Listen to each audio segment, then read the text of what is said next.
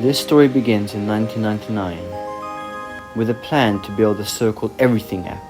He named it PayPal X, which started as an online banking platform that eventually got sold for $12 million in the early 2000s. Shortly after this, Musk founded SpaceX, a company wanting to colonize Mars and make space travel affordable. With making money from a combination of launch services, satellite hardware, and services research and development contracts and partnerships, he launched 3 rockets, with all 3 of them failing. He only had enough money for one more launch, and fortunately for him, the last one was successful. But even with all these aspirations for space, he still wanted perhaps to fulfill a dream he had as a young boy of the everything app. After buying Tesla and making a successful company out of it, he finally had the capital to make his dreams come true.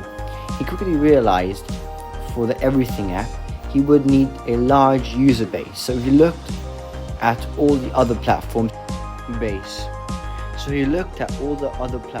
he could get to make the everything app, but found that social sites like Facebook are worth more than 700 billion. So he found Twitter only worth around 40 billion, a bargain for a billionaire.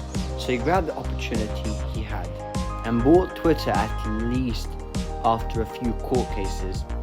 Now that he had Twitter, it was time for him to act his plan. He quickly laid off over 5,000 people in a bid to make Twitter profitable again. He also made a verification badge a monthly fee around $8. Twitter, or now X, seemed like it would finally make money, but unfortunately, this wasn't the case.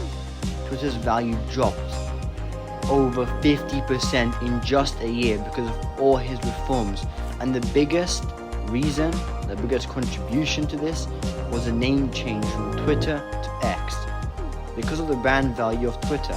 Now, there are many videos out there telling you why Musk ruined Twitter, but I'm here to argue why I think Musk's goal of an everything app could actually work. You see, the everything app already technically exists, but not in the US, at least not yet. In China, WeChat is a great example.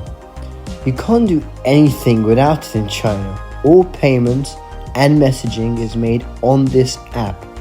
Imagine, especially with a platform like Twitter, with over 500 million people, with over 70 million users just in the US. If Musk manages to pull this off, and really if almost all the transactions will go on this app, that would mean that Musk could become the most powerful man in the US. Maybe even more powerful than the others, like BlackRock. With the average person in the US spending $164 per day, with let's say just a 5% transaction fee, Elon Musk will get $500 million per day if all 70 million people are active, making it a BlackRock level company. With this much power, plus his popularity among the American people, he would have the power to change law. Every business would go through him, making him the businesses for businesses.